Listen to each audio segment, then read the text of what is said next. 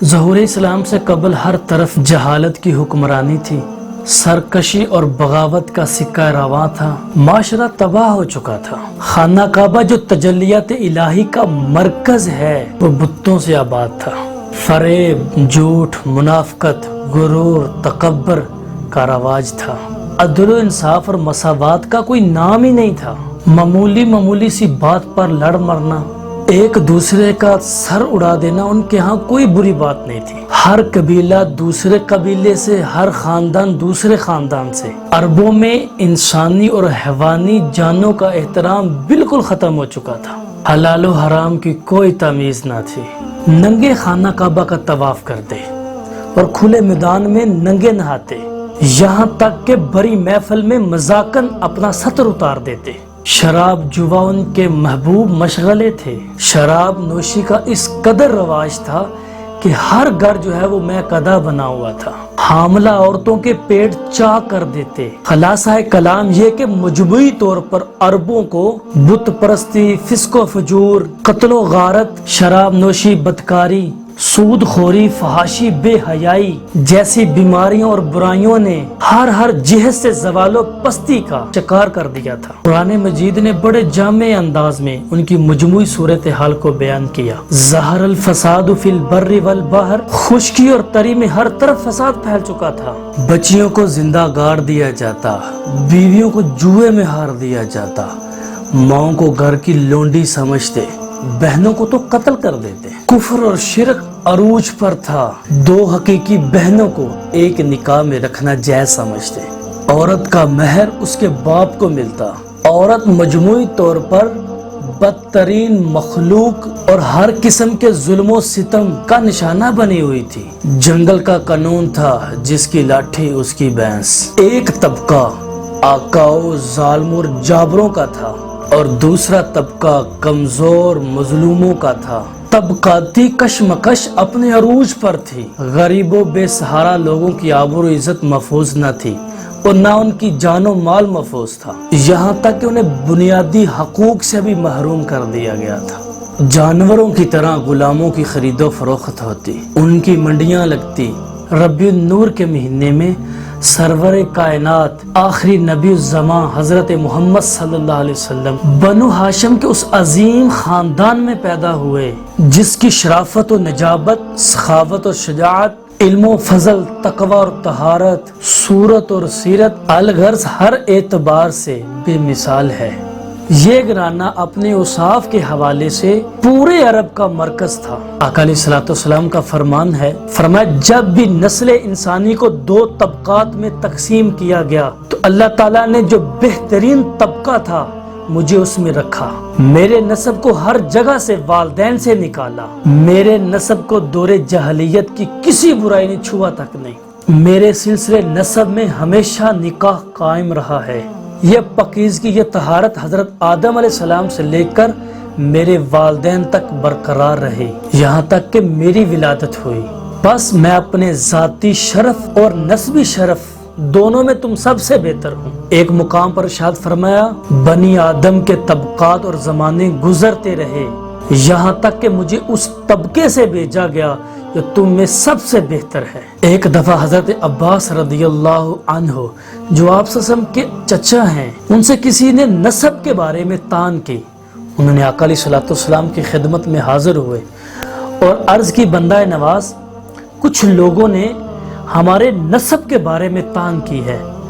تو آقا علیہ الصلوۃ والسلام جلال میں آ گئے اور حکم دیا کہ فوری لوگ جمع ہو۔ آقا علیہ الصلوۃ والسلام منبر پر تشریف فرما تھے۔ فقال، آقا علیہ الصلوۃ والسلام نے فرمایا، من انا، میں کون ہوں؟ فقالوا انت رسول اللہ صلی اللہ علیہ وسلم، سب نے کہا آپ اللہ کے سچے رسول ہیں۔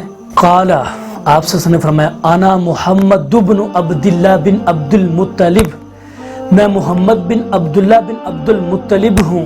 ان اللہ خلق الخلق فجعلنی فی خیرہم ثم جعلہم فرقتین فجعلنی فی خیرہم فرقہ ثم جعلہم قبائل فجعلنی فی خیرہم قبیلہ ثم جعلہم بیوتا فجعلنی فی خیرہم بیتا وخیرہم نفسا۔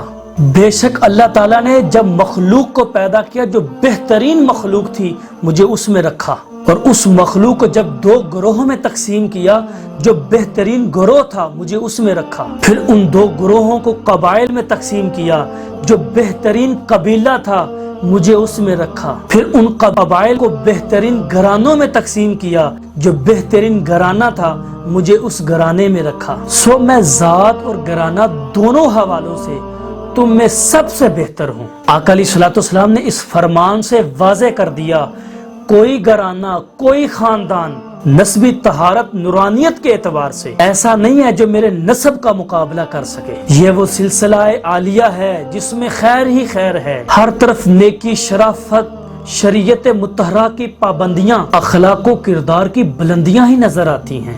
بے شک اللہ تعالیٰ نے حضرت ابراہیم علیہ السلام کی اولاد کو چنا، اور حضرت ابراہیم علیہ السلام کی اولاد میں حضرت اسماعیل علیہ السلام کی اولاد کو چنا، اور حضرت اسماعیل علیہ السلام کی اولاد میں سے بنو کنانہ کو چنا، اور بنو کنانہ میں سے قریش کو چنا، اور قریش میں سے بنو ہاشم کو چنا، اور بنو ہاشم سے اللہ تعالیٰ نے مجھے منتخب کیا۔ ایک اور مقام پر آقا علیہ الصلوۃ والسلام نے ارشاد فرمایا کہ حضرت جبریل علیہ السلام نے فرمایا، میں مشرق اور مغرب میں چھان ڈالا ہے، لیکن اللہ کے حبیب حضرت محمد صلی اللہ علیہ وسلم سے اعلیٰ و افضل، اعلیٰ و ارفع کسی کو نہیں پایا۔ اور اسی طرح میں نے زمین کا چپا چپا دیکھا ہے، کسی خاندان کو بنی ہاشم سے افضل نہیں پایا۔ آپ صلی اللہ علیہ وسلم کی ولادت باسعادت طلوع فجر پاکستان اوقات کے مطابق مکہ مکرمہ میں 4:20 پر ہوئی۔ آقا علیہ الصلوۃ والسلام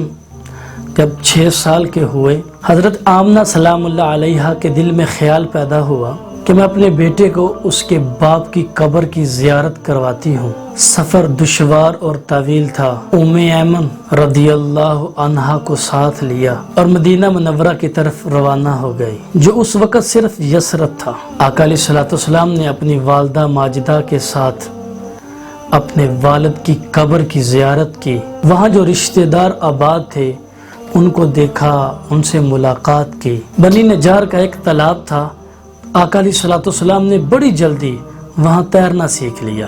یہاں تقریباً 1 ماہ جو ہے وہ قیام رہا۔ حضرت آمنہ سلام اللہ علیہا آقا علیہ الصلوۃ والسلام کو ساتھ لے کر مکہ روانہ ہو گئی۔ مکہ اور مدینے کے درمیان ایک مقام ہے جس کو ابواہ کہتے ہیں۔ یہاں پہنچ کر حضرت آمنہ سلام اللہ علیہا بیمار ہو گئی۔ آخر اسی عالم مسافت میں 20 سال کی عمر میں اس دنیا فانی سے کوچ فرما گئی۔ آپ رضی اللہ عنہا کی قبر مبارک ابواہ کے مقام پر ہی موجود ہے۔ حضرت آمنہ سلام اللہ نے آخری وقت بڑی حسرت کے ساتھ آقا علیہ الصلوۃ والسلام کے چہرہ مبارک کی طرف نظر ڈالی، کچھ اشعار پڑھے جن کا مفہوم یہ ہے، بیٹا ہر زندہ کو موت آئے گی، ہر نیا پرانا ہو جائے گا، ہر بڑا فنا ہوگا، اب میں جا رہی ہوں اور میرا ذکر باقی رہے گا، کیونکہ میں ایک ایسے بچے کو جنم دے چکی ہوں جو سراپائے طہارت ہے۔ آقا علیہ الصلوۃ والسلام اپنی والدہ ماجدہ کی وفات کے وقت 5 سال مکمل کر چکے تھے اور 6 سال میں داخل تھے۔ آپ صلی اللہ علیہ وسلم نے تو اپنے والد گرامی کی شفقت کو بھی نہیں دیکھا تھا، ان کی قبر کی زیارت کی تھی۔ اب اس سفر میں والدہ بھی قبر میں آرام فرما گئی۔ ام ایمن رضی اللہ عنہا اکیلی آقا علیہ الصلوۃ والسلام کے ہمراہ تھی۔ آپ صلی اللہ علیہ وسلم کی انگلی پکڑ کر کبھی حضرت آمنہ سلام اللہ علیہا کی قبر کی طرف لے جاتی، کبھی آپ کی حسین چمکتے ہوئے رخساروں سے آنسو پونچھتی۔ حضرت آمنہ سلام اللہ علیہا کی عمر مبارک اس وقت 20 سال تھی۔ جب اسلام کو غلبہ نصیب ہوا تو آقا علیہ الصلوۃ والسلام 1000 اصحاب کے ساتھ اپنی والدہ ماجدہ کی قبر کی زیارت کے لیے پہنچے۔ وہاں آپ صلی اللہ علیہ وسلم پر رقت طاری ہو گئی اور جو اصحاب آپ کے ساتھ تھے وہ بھی رو پڑے۔ وقت گزرتا گیا، اللہ تعالیٰ نے آقا علیہ الصلوۃ والسلام پر اسی ربیع النور کے مہینے میں وحی کا نزول کیا۔ آپ صلی اللہ علیہ وسلم نے باقاعدہ نبوت کا اعلان کیا، فرمایا لوگو اللہ کے سوا کوئی عبادت کے لائق نہیں، وہ اکیلا ہے، تنہا ہے، واحد ہے، اس کا کوئی شریک نہیں، میں اللہ کی طرف سے بھیجا گیا آخری رسول ہوں۔ ربیع النور ہمیں یہ درس دیتا ہے کہ جہاں ربیع النور میں آقا علیہ الصلوۃ والسلام کی ولادت باسعادت ہوئی، उसी महीने में आका अलैहिस्सलाम ने नबूवत का ऐलान फरमाकर पूरी दुनिया को एक अल्लाह के यहाँ सजदा करने का हुक्म दिया। फरमाया लोगों मैं अल्लाह का आखिरी नबी हूँ, मेरा उठना बैठना तुम्हारे सामने है, मेरी सीरत, मेरी सूरत, मेरे मामूलात ज़िंदगी, माशरे में गुजारी हुई ज़िंदगी, मेरी अज़वाजी ज़िंदगी, मेरा अंदाज़ तजारत तुम्हारे सामने है, मेरे अखलाक, मेरा किरदार, मेरी शराफत, मेरी सुजात, मेरी सखावत, मेरा तकवा, ये सब तुम्हारे सामने है। सादिक और अमीन तुम ही तो मुझे कहते हो, मैं तुम्हें हक की बात बता रहा हूँ, अल्लाह के सिवा कोई माबूद नहीं और मैं उसका आखिरी रसूल हूँ। फिर इसी महीने नूर में आका अलैहिस्सलाम ने हिजरत की।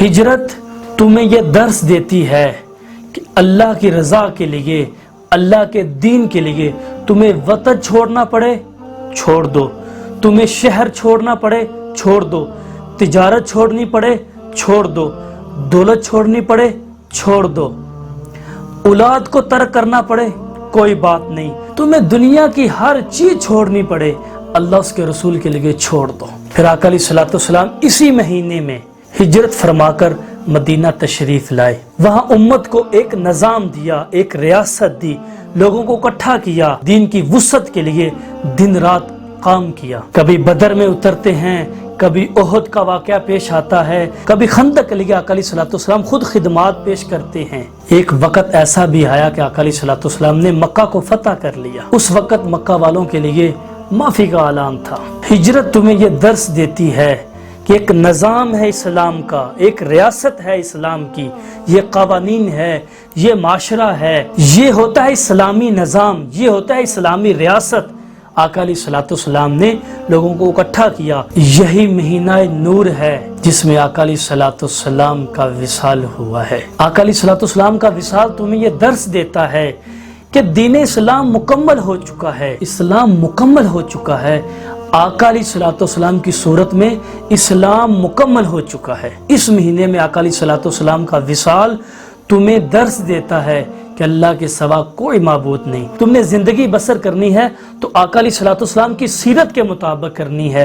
अज़वाजी जिंदगी मेरे रसूल की तुम्हारे सामने है, माशरती जिंदगी मेरे रसूल की तुम्हारे सामने है। सुदा ऊंट की तरह तुम्हारी जिंदगी नहीं है। तुम्हें बता दिया गया है ये हलाल है, ये हराम है, झूठ के करीब न जाना, मुनाफकत वाली जिंदगी बसर न करना, किसी के साथ खयानत न करना, ज़नाकारी, सूदखोरी, फहाशी, बेहयाई, ये बुरे कामों से तुमने इज्तनाब करना है। सदाकत क्या होती है, अमानत क्या होती है, अखलाक क्या होते हैं, किरदार क्या है। आका अलैहिस्सलाम की जिंदगी तुम्हारे सामने है। आका अलैहिस्सलाम की विलादत के साथ खास है, उसी तरह यही महीना हजूर सल्लल्लाहु की अलानी नबुव्वत के साथ खास है, आप सल्लल्लाहु की हिजरत के साथ खास है, आका अलैहिस्सलाम के विसाल के साथ खास है। हजूर सल्लल्लाहु की पैदाइश से लेकर रिहलत तक आका अलैहिस्सलाम की मुकम्मल जिंदगी को देखो। जहां इस रबीउन नूर में आका अलैहिस्सलाम की विलादत के तज़किरे किए जाते हैं,